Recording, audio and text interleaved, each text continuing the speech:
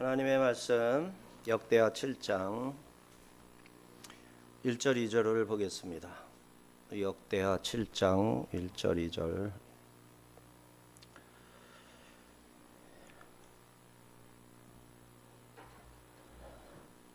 한 목소리로 봉독합니다. 솔로몬이 기도를 마침에 불이 하늘에서부터 내려와서 그 번제물과 제물들을 사르고 여호와의 영광이 그 성전에 가득하니 여호와의 영광이 여호와의 전에 가득하므로 제사장들이 여호와의 전으로 능히 들어가지 못하고.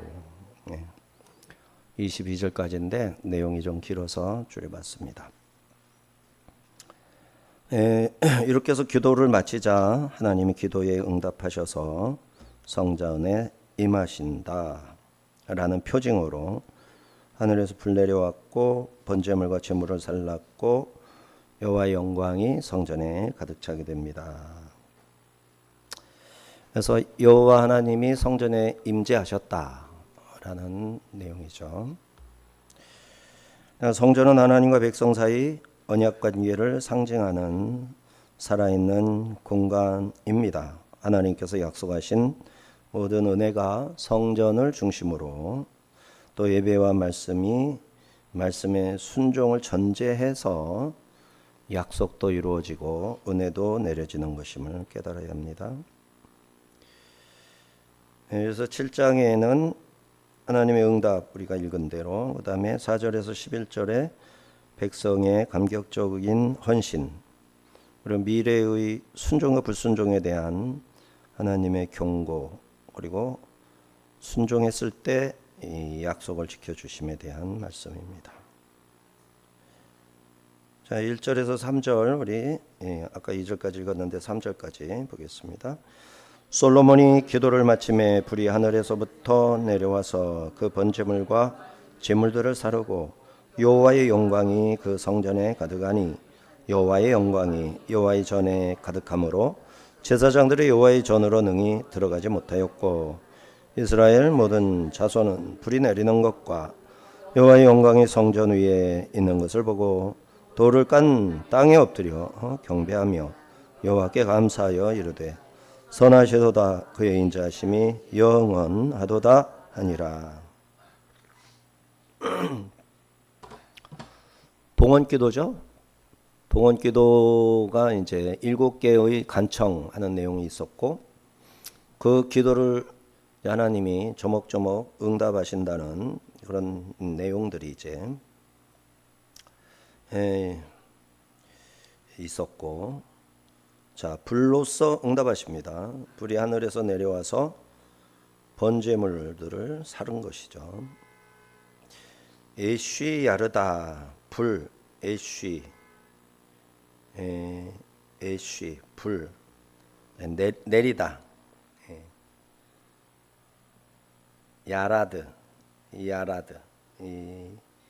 야르다 여기서는 불이 내림에 하나님의 임재를 상징하고 심판과 거룩함과 정결함을 이제 불이 뜻하죠. 야르다의 원형 야라드는 내려온다, 내려오다. 불이 내려온 것은 하나님이 제사를 직접 받으셨다라는 뜻이죠. 예배 응답의 증표요 능력이 하나님께서 현현하신 표. 엘리야가 기도할 때 불로 응답하셨고, 사사시대 미디안의 압제 아래 고통받던 시기 기도니 하나님께서 자기를 부르시고 전쟁터로 내보내시는 증거를 구했어요. 그랬더니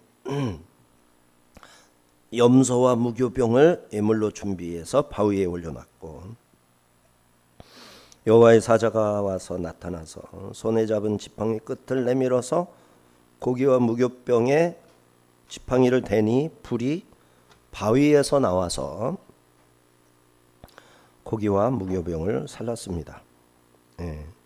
하나님께서 제물을 받으셨다라는 표이죠.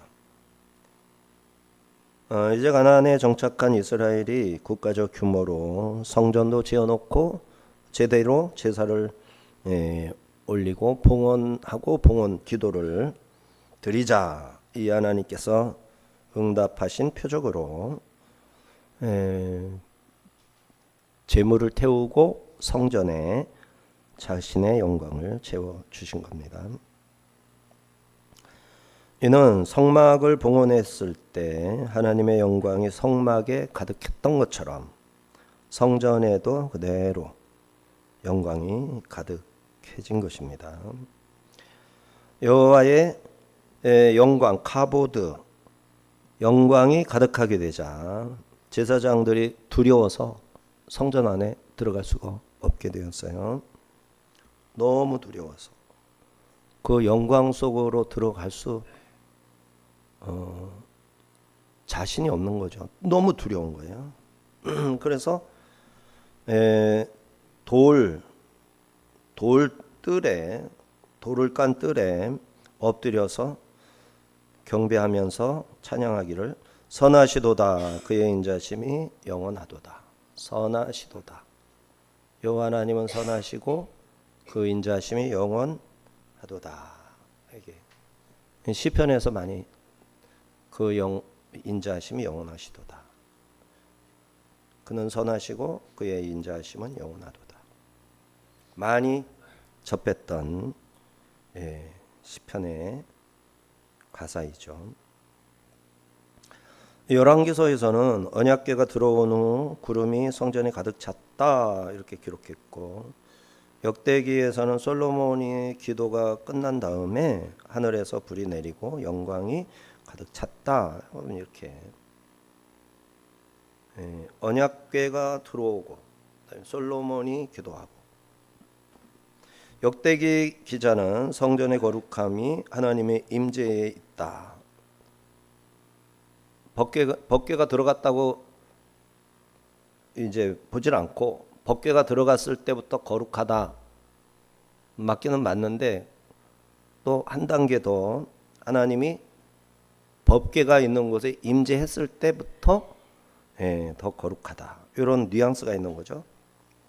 법궤가 들어가자마자 하나님의 영광이 자동처럼 바로 가득했다. 열왕기에서는 여기에 이제 단계가 없죠. 근데 역대기에서는 법궤가 들어가고 또 하나님이 임재해야 되는, 뭔가 강조하는 거죠. 배열을 다시 하는 겁니다. 이제 4절에서 11절은 성전 낙성식하고 초막절을 지켰다 연결돼서 4절 5절을 보겠습니다. 이에 왕과 모든 백성이 여호와 앞에 제사를 드리니 솔로몬 왕이 드린 제물이 소가 22,000 마리요 양이 12만 마리요. 이와 같이 왕과 모든 백성이 하나님의 전에 낙성식을 행하니라. 낙성식 제사죠, 제사. 봉헌 제사를 또 드리는 거죠. 소가 22,000마리 엄청나죠. 1천 번제를 드렸었는데 또 양이죠, 양. 근데 여기서는 소가 22,000마리니까 엄청 더 22배인데 또 소가 또 양보다 몇 배나 할까요? 양이 한 10배는 되겠죠. 양이 지금 한 3, 40만 원 할까요? 소는 3, 400 정도 하지 않을까요? 잘은 모르겠지만. 그리고 양은 12만 마리가 또 있죠. 엄청난 거죠. 온 이스라엘은 7일 동안 성전 봉헌 예배, 낙성식을 하고 7일 동안 초막절을 이어서 지켰습니다. 엄청난 규모의 성전 낙성식입니다. 소에서 피가 얼마나 많이 나? 양에서 또 12만 마리. 그러면은 이 골짜기의 피가 얼마나 많이 흘러갔겠어요. 사해 바다까지 피가 끊어지지 않고 흘러가지 않았을까 이렇게 보아집니다. 성전의 주인이신 하나님께 드리는 첫 예배이니 그 감격과 기쁨을 다 표현 못할 정도였습니다. 화목제, 제바의 슐라밈, 평화의 제사. 하나님과 인간 사이에 화목을 기념하며 드리는 제사가 화목제입니다. 수많은 화목 제물들, 하나님과 백성 사이의 관계가 회복되고 평화가 임하였다 믿는 거죠. 그것을 간절히 바라면서 드렸고 그렇게 됐고. 6절입니다. 그때 제사장들은 직분대로 모셔섰고 레위 사람도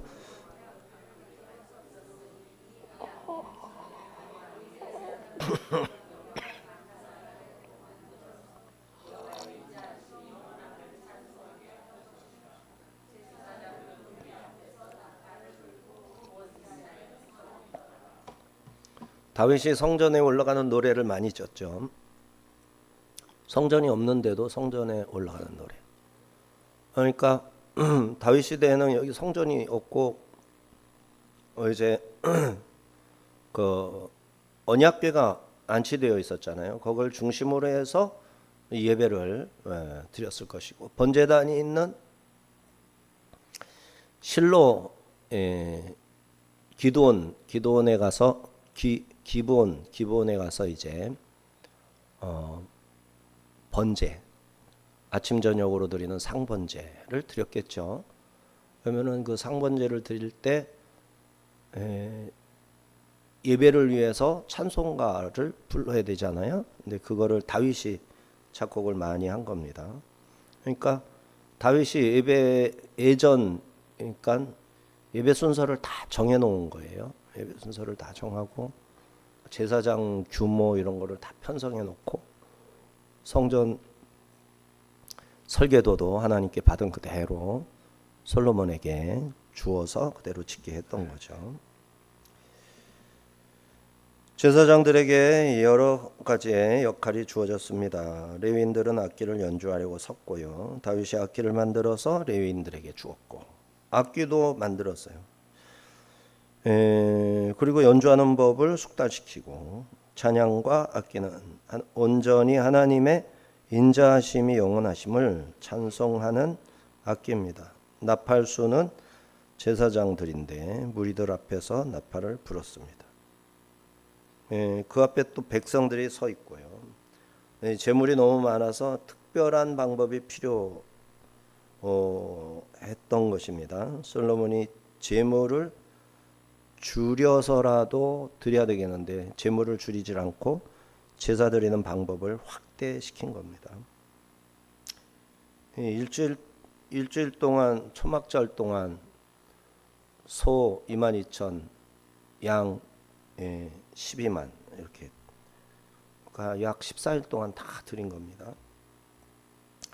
7절 9절입니다. 솔로몬이 또 여호와의 전 앞들 가운데를 거룩하게 하고 거기서 번제물과 화목제에 기름을 드렸으니 이는 솔로몬이 지은 놋제단이 능히 그 번제물과 소제물과 기름을 용납할 수 없음이더라. 그때 솔로몬이 7일 동안 절기를 지켰는데 하맛 어귀에서부터 애굽 강까지의 온 이스라엘에 심히 큰 회중이 모여 그와 함께 하였더니 여덟째 날에 무리가 한 성회를 여니라. 제단의 낙성식을 7일 동안 행한 후 이 절기를 7일 동안 지키니라. 성전 뜰 가운데 솔로몬이 대를 만들어 놓았었죠. 거기에서 그 대에서 하나님께 기도도 했고 백성들에게 축복도 했고 그렇게 했습니다. 그리고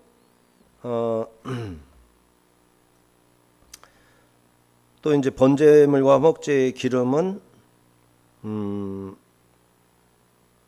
놋제단에서 부족하니까 이 대에서도 이제 기름을 태웠다. 거룩한 그러니까 열왕기서를 같이 읽어야 되는데 그래서 규모가 굉장히 컸던 것을 볼 수 있습니다. 7일 동안 봉헌 낙성식을 한 다음에 7일 동안 초막절을 지켰고 제8일 날 성회로 마무리를 했습니다. 성전 봉헌 축제와 초막절을 합쳐서 14일에다가 제8일 하루까지 해서 보름을 축제를 지켰다라는 것은 이스라엘 역사상 가장 성대하고 가장 기쁨이 충만한 순간이었다. 이 날을 상상하는 거예요. 이스라엘 백성들. 야, 참 영화롭고 영광이 가득한 자기 나라의 그 영광스러운 순간으로 기억들 하는 거죠. 백성들이 너무너무 기뻤죠. 기쁨으로 헌신했고 하나님이 그걸 받으셨고 은혜를 베풀어 주시고. 초막절은 수코트 있는데요. 수코트. 이스라엘 백성이 광야에서 초막에 거하면서 하나님의 인도하심을 기념한 절기. 성전 봉헌식이 초막절과 연결된 것은 하나님의 임재가 이제 성전이라는 새로운 거처에 정착했다라는 것을 보여주면서도 과거 광야에서 베푸셨던 하나님의 은혜를 잊지 않겠다. 연결시켜 주는 겁니다. 10절 11절입니다. 일곱째 달 제23일에 왕이 백성을 그들의 장막으로 돌려보내매 백성이 여호와께서 다윗과 솔로몬과 그의 백성 이스라엘에게 베푸신 은혜로 말미암아 기뻐하며 마음에 즐거워하였더라. 솔로몬이 여호와의 전과 왕궁 건축을 마치고 솔로몬의 심중에 여호와의 전과 자기의 궁궐에 그가 이루고자 한 것을 다 형통하게 이루니라. 7일간의 초막절이 끝난 다음 7월 22일이 제8일이고 그래서 백성들은 8일에서 14일 7일 동안 낙성식을 했고 15에서 21일 7일 동안 초막절을 지켰고 23일 하루 더 성회를 열어서 오늘날의 주일이죠. 제8일이 주일이죠. 1일 일월과 주일부터 시작하잖아요. 제7일이 토요일이고 제8일이 다시 주일, 다시 돌아온 주일이죠. 제8일 새롭게 시작하는 한 주간 이런 뜻이죠. 초막절은 축제입니다. 밀을 수확하며 만끽하는 기쁨의 추수기에 초막을 짓고 거기 거하면서 추수노동하고 축제를 병행했습니다. 이제 성전이 지어졌고 제8일 성회를 했던 겁니다. 이로써 성전 건축이 모두 마쳤습니다. 솔로몬의 하나님께 헌신한 모든 것들이 형통하게 이루어졌습니다. 이제 언약을 갱신하시는데 밤에 솔로몬에게 나타나 7가지 기도한 것에 대한 응답의 말씀들을 들려주십니다. 자, 백성들이 자신을 낮추고 기도하면 죄를 사하고 땅을 고쳐 주실 것이다. 조건이 붙어요. 조건이. 봉헌식을 했으니까 봉헌에 대한 하나님이 봉헌했으니까 너희들 참 고맙다. 그래서 내가 너희들에게 선물 같은 은혜를 베풀겠다. 이러면 좋을 것 같은데 이거는 사람의 생각이고 너희들이 봉헌을 했기 때문에 내가 이렇게 임했다. 그 임한 것처럼 큰 은혜는 없어요. 그죠? 그게 더 큰 은혜예요. 뭐 좀 달라고 선물 가져오셨어요? 뭐 이러면은 아주 좀 하나님과 우리 사이에 그런 사이가 되면 안 됩니다. 그런데 이제 기도를 하고 그 다음에 하나님이 주신 율법대로 조건을 잘 갖추면 그제서야 선물을 주시는 거죠. 그래서 하나님과 우리는 핑퐁이에요. 핑퐁. 조건 없이 무조건 주는 거 없어요.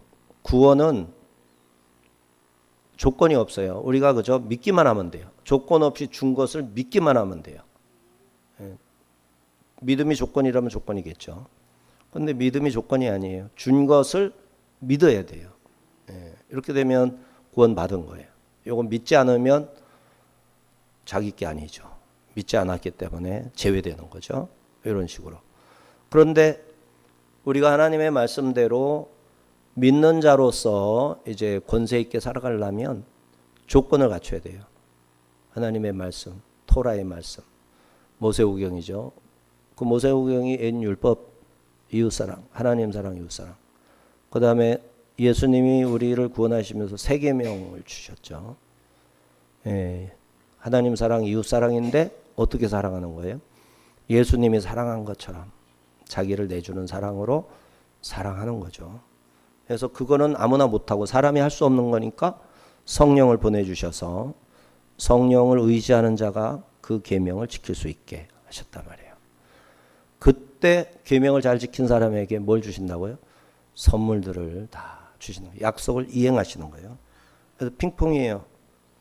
먼저 하나님이 나를 구원하셨고 나는 그걸 믿어야 되고.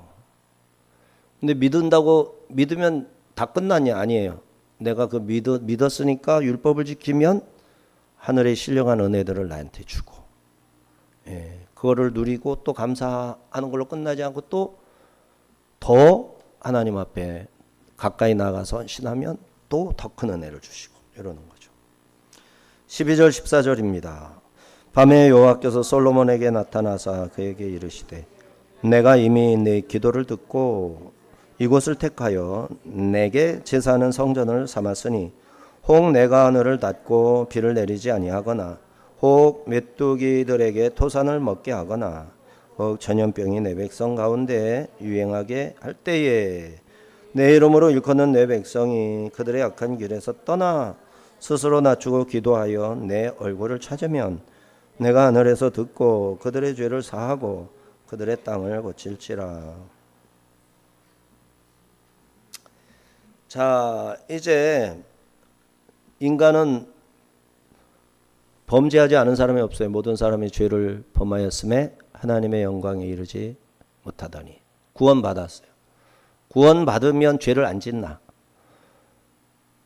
죄를 씻어서 구원시켜 놨으니까 죄를 안 지어야 되잖아요. 그 다음에 죄를 짓는데 어떻게 할 거예요? 그 죄를 해결해야지. 회개를 계속하는 거예요. 회개를 계속하면 돼요. 예수님의 피를 이제 계속 고백을 하면서 용서를 구하면 또 용서해 주시고 또 용서해 주시고. 근데 이제 낯짝이 뭐 두껍지 않으니까 아이고 또 죄를 질 텐데 뭐 아이고 무슨 낯짝이 있어서 아유 이제 그만해야지 하나님 피곤하실 거야. 이래 버리면 이제 죄가 쌓이고 결국에 가서 그 죄의 값을 다 치르게 되겠죠. 자, 이때 죄가 자꾸 쌓이는 문제를 어떻게 하느냐? 그거를 이제 하나님이 하늘을 닫고 비를 내리지 않는 일이 생기는 거죠.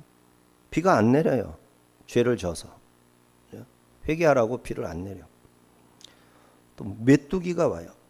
메뚜기가 와서 토산을 먹어. 병충해죠. 병충해. 해충들이 와서 다 뜯어먹고 막 괴롭히는 거죠. 월급을 탔는데 월급이 내 주머니로 들어갈 게 없어. 그냥 해충들이 그냥 득달같이 달려들어가지고 내 월급은 내 게 아니야. 여기서 뜯어가고 저기서 뜯어가고.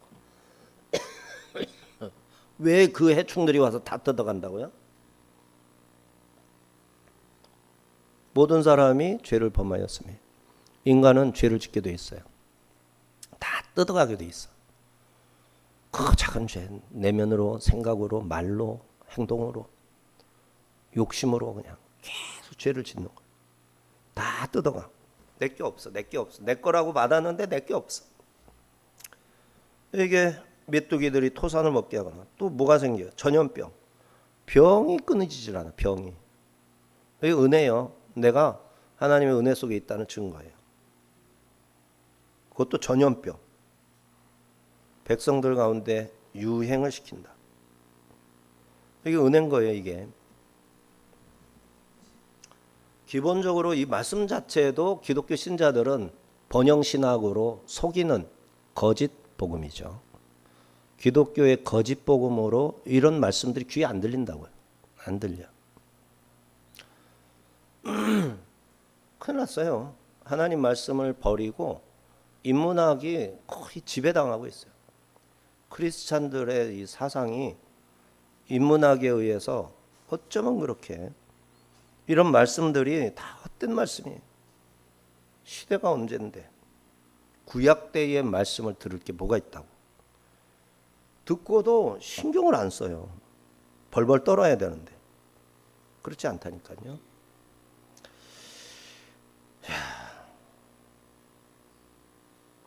그렇게 생겼어. 어떡하라고? 내 이름으로 일컫는 내 백성이 그들의 악한 길에서 떠나라고. 악한 길에서 떠나라고. 이런 것들을 전염병, 하늘이 닫혀서 비가 내리지 않고, 메뚜기, 해충들 자, 그리고 스스로 낮추어 겸손하게 기도하면서 하나님의 은혜를 구하면 하늘에서 듣고 그들의 죄를 사하고 땅을 고치리라. 네 거를 네 거 되게 하리라. 내가 기업으로 준 직장에서 받는 월급을 네가 지킬 수 있으리라. 이게 특별한 게 아니잖아요. 이렇게 해야 되는 거예요.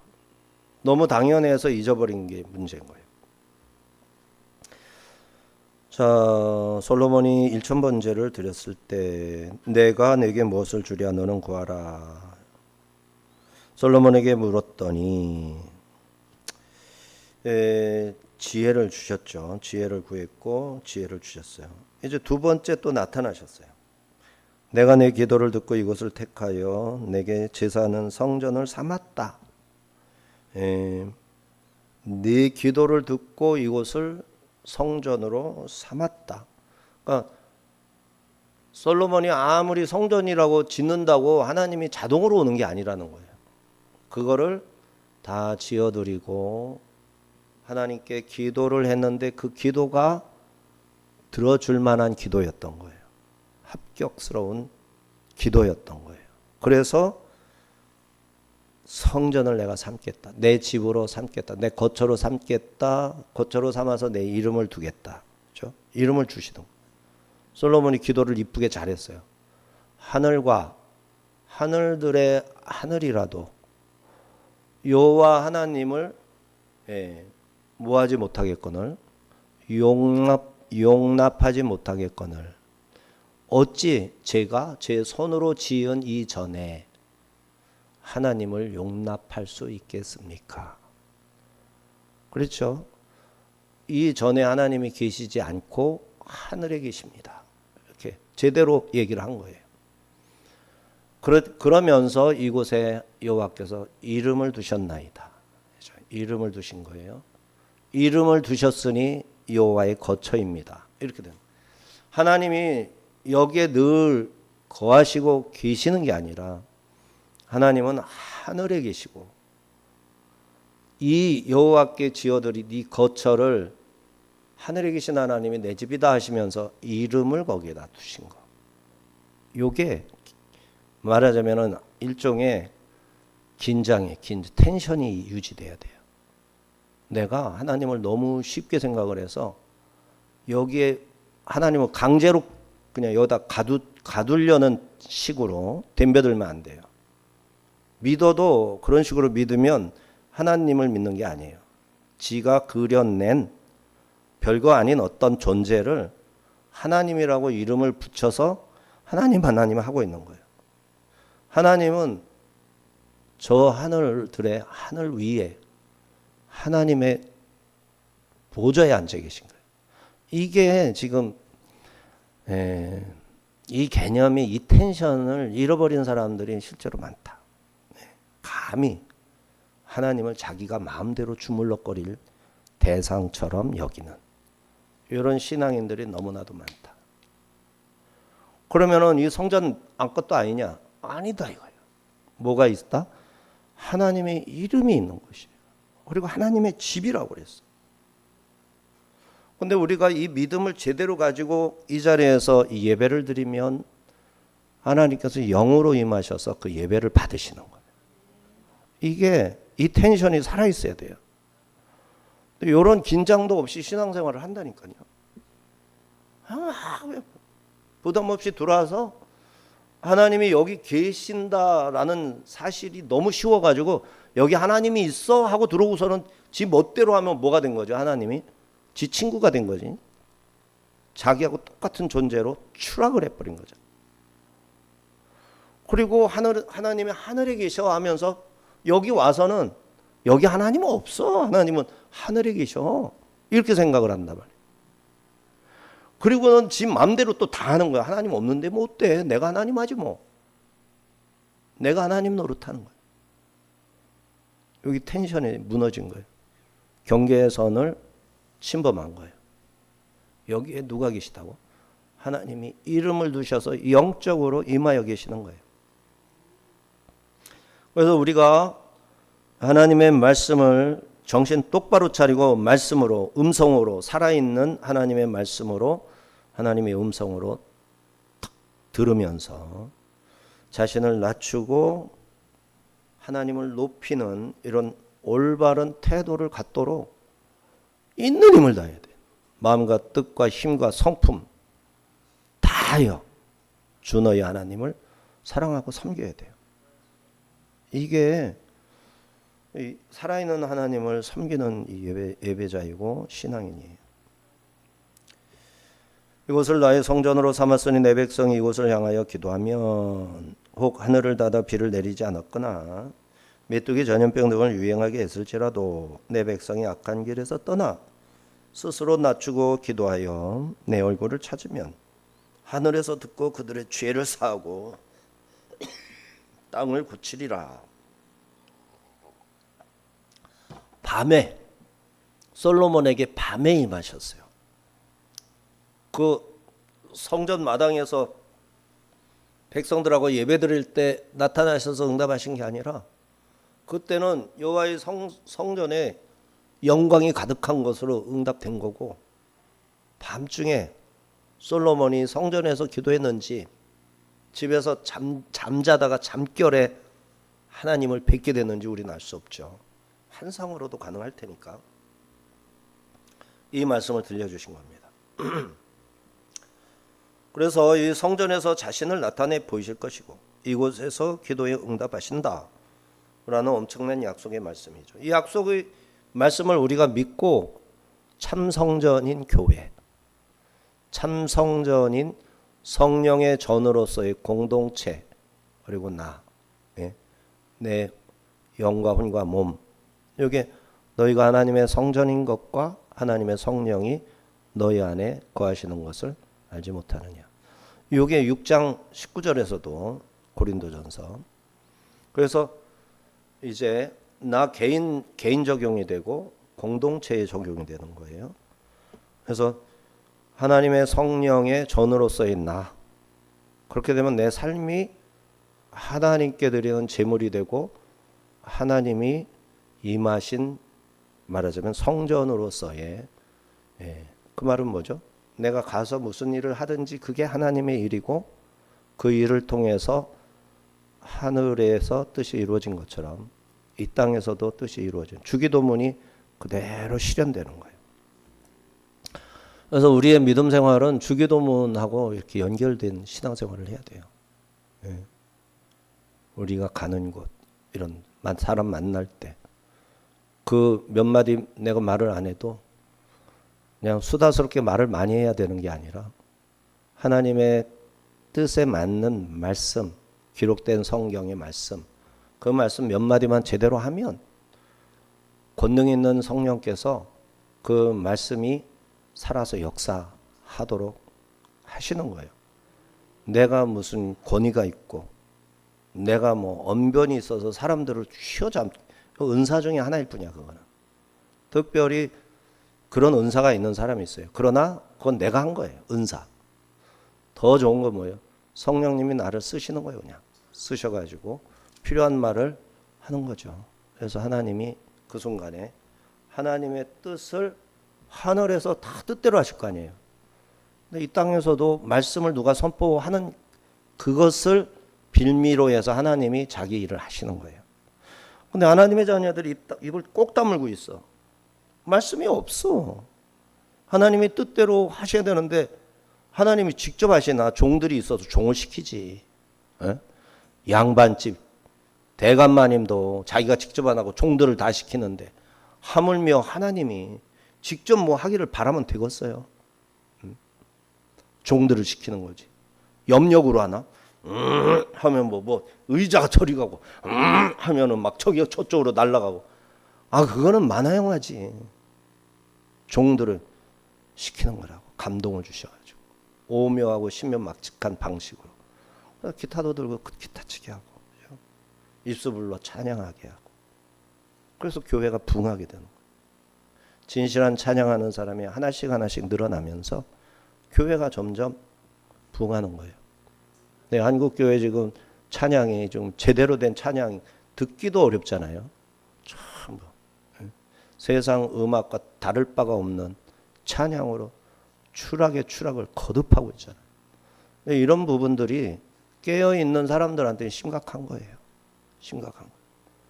그러니까 찬양 인도자는 수없이 많은 사람들이 모여가지고 막 합창을 막 근사하게 할 때, 그건 자기 도취에 불과한 거예요.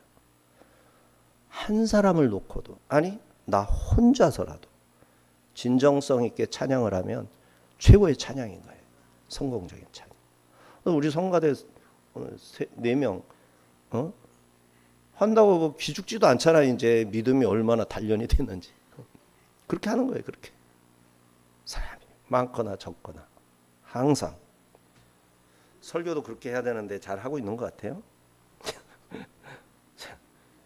자, 솔로몬은 성전 봉헌기도에서 하나님은 성전에 계신 것이 아니다 이렇게 밝힌 바 있어요. 성전은 기도하는 곳이지, 하나님께 예배드리는 곳이지. 왜? 자기 이름을 거기에 두셨으니까. 물론 하나님의 백성들은 어디에 있든지 그곳에서 기도할 수 있고, 가정에서든지 직장에서든지 어디에서든 예배드릴 수 있습니다. 그럼에도 하나님은 택하신단 말이에요.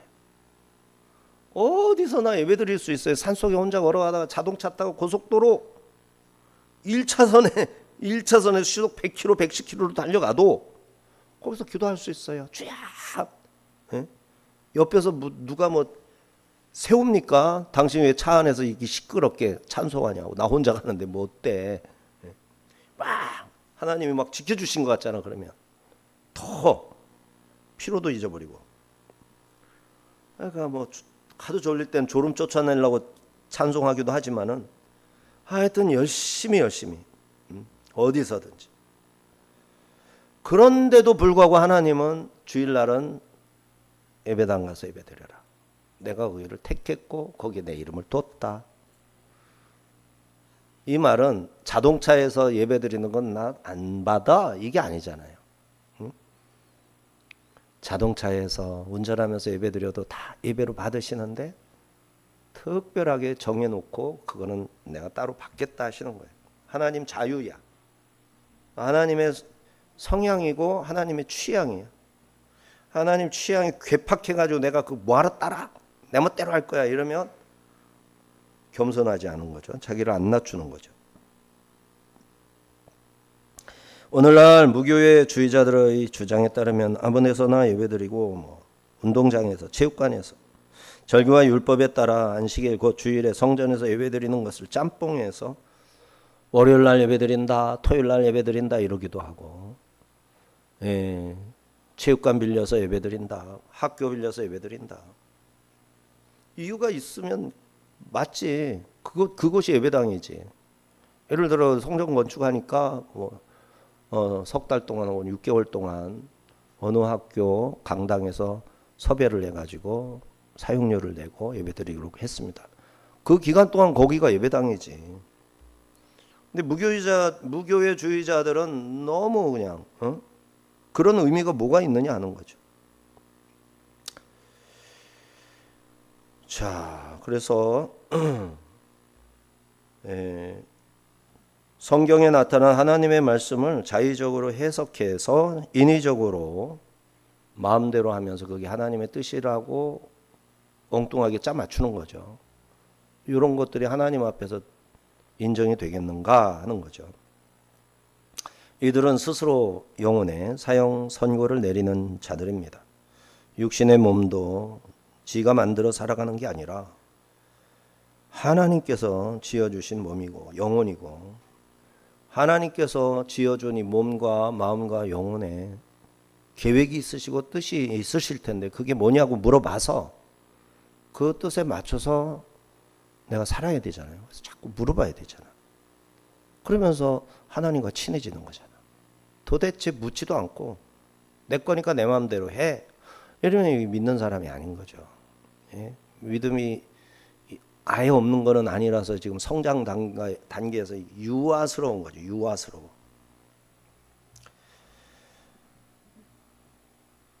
영혼을 욕심으로 세상에 팔고 양심을 돈과 안일에 팔아 스스로에게 사형을 선고하듯 멸망길을 자초하는 자 참으로 많습니다. 이들을 그리스도인이라 부르기가 민망합니다. 15절 16절입니다. 이제 이곳에서 하는 기도에 내가 눈을 들고 귀를 기울이니 이는 내가 이미 이 성전을 택하고 거룩하게 하여 내 이름을 여기에 영원히 있게 하였음이라. 내 눈과 내 마음이 항상 여기에 있으리라. 그죠? 성전에 영광이 가득하지만 영광이 가득한 이유가 하나님의 눈이 왔고 하나님의 마음이 여기에 있고, 그죠? 이름을 여기다 뒀기 때문에 영광이 가득 채워진 거지. 하나님이 거기 와서 나 이제 여기서 살 거다. 여기가 내 안방이구나. 고맙다. 그런 하나님이 아니라는 거예요. 쬐까마신 분이 아니라는 거예요. 요 공간에 가둘 게 아니라는 거예요. 하나님은 하늘에 계시고 그의 영은 무소부재 어디든 계시니까 영으로서 임하시고 이름을 갖다 주시고 마음을 거기에 주시는 거고 눈을 거기를 살펴보시는 거고. 하나님은 하늘에 계십니다. 그러나 하나님의 귀와 눈, 하나님께서 택하신 곳을 집중하십니다. 왜냐하면 그곳에 이름을 맡겨 놓으셨기 때문입니다. 그래서 하나님의 눈과 마음이 항상 성전, 곧 이 시대의 참 성전인 교회에 있는 것이다 라는 것이죠. 우리는 어리석은 말쟁이들이 되지 말아야 됩니다. 성경을 통해 배운 대로 건물 교회가 하늘이 아니구나 잊지 말아야 되고, 동시에 건물 교회가 건물 성전으로 표현되고 있다라는 점도 간과하지 말아야 됩니다. 그죠? 너무 중요시 여겨서 하나님이 마치 여기 계신 것처럼 과하게 해석하지 말고, 그죠? 땅의 건물은 아무것도 아니야. 이건 아무것도 아니야. 심지어는 건축원금 할 필요도 없어. 이렇게 가볍게 대하지도 말고, 내가 헌금을 할 때는 중요한 건 내 마음을 다하여 정성을 들이고 사랑을 들이고 마음을 들여서 하나님 앞에 봉사하고 헌금도 하고. 그러나 그것이 뭔 줄 정확히 알아야 돼요. 하나님의 이름을 두기 위한 곳이고 하나님이 항상 쳐다보는 곳이니, 그렇게 내가 하늘에다가 뭐를 해드릴 수 없잖아요. 그죠? 하늘에다. 그러니까 이 땅에다가 하늘에 하듯 마음을 하는 거예요. 똑같이 하늘에 하듯 하는 거지만 마음을 다하는 거예요. 근데 실제로 하나님은 하늘에 계시다라는 점을 잊지 말아야 돼요. 그 뉘앙스 차이를 이해할 정도로 우리 영이 커져야 됩니다. 근데 이게 사실 뭔 뜻인지도 몰라요. 그런가 보다 하는 거지. 왜? 하나님 말씀을 이리저리 읽으면서 왜 여기서는 이렇게 말씀하시고 저기서는 이런 말씀하시고, 읽을 때마다 이게 응? 이랬다 저랬다 할까 하면서 보고 다시 돌려가서 또 보고 하다가 보면 이렇게 균형이 맞아지고, 이게 이해가 되기 시작하는 거예요. 하나님의 생각과 아이디어를 우리 인간이 감히 쉽게 헤아려서 이해하고 깨닫고, 절대 그런 분이 아니죠. 그렇게 우스운 분이 아니에요. 하나님은 너무나도 오묘하시고 신비로우시고 거룩하시고, 그러나 자기를 사랑하고 자기를 찾는 일을 절대로 외면하거나 물리치지 아니하시고, 진실하게 찾는 자에게 하나님이 보실 때 가장 적절한 스케줄, 적절한 교육 방법으로 가르치고 양육하고 이끌어 가시는 거예요. 그러니까 내가 지금 쪼잔한 사람이든 대단한 사람이든 가장 중요한 게, 진짜 중요한 거는 쪼잔한 사람으로서 존재케 하신 분이 누구다? 하나님이다. 그 쪼잔하고 안 쪼잔하고의 문제가 아니다라는 거예요. 지금 나에게 허락하신 그 은혜가 뭔지를 몇 퍼센트 내가 이해하고 그것을 깨닫고 거기에 옳게 반응을 하는가, 이게 중요한 거예요.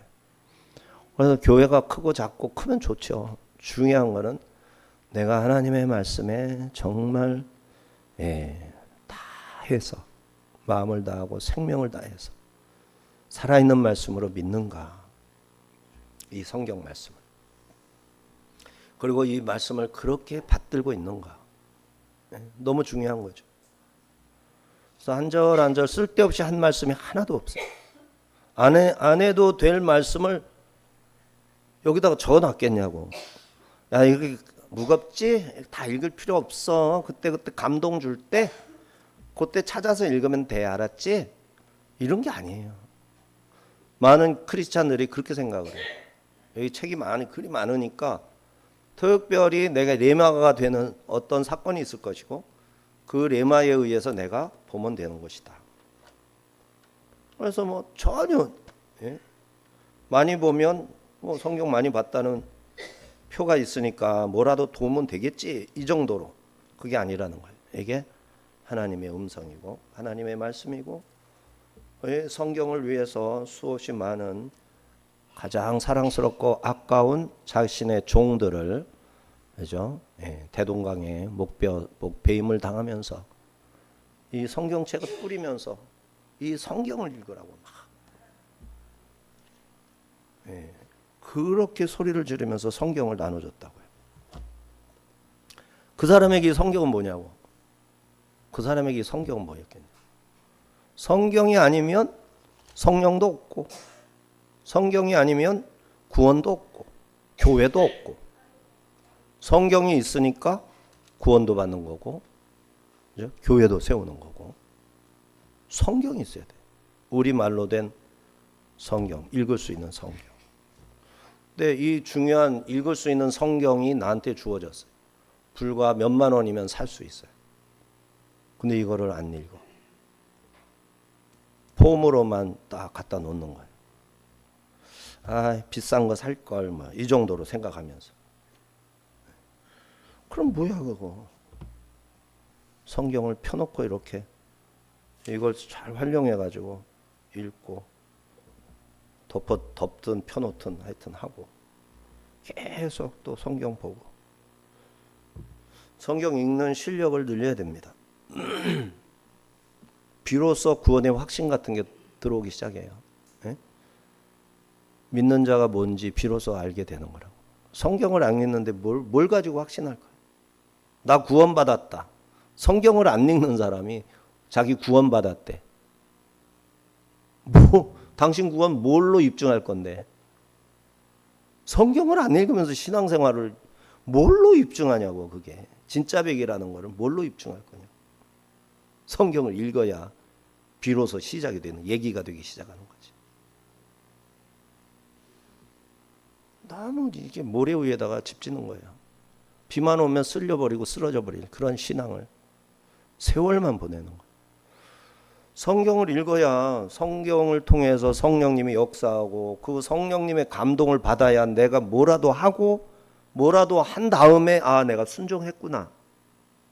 하나님이 기뻐하시겠구나. 그래서 뭔가를 하나님이 나에게 선물로 주시면 아, 하나님이 선물로 주신 거구나. 그걸 보고 깨닫는 거지. 뭐 좋으면 좋다고 하는 게 뭐 하나님의 은혜를 아는 건가? 아니에요. 그러니까 성경을 봐야 뭐든지 되는 거예요. 그래서 성경 봐야 돼요.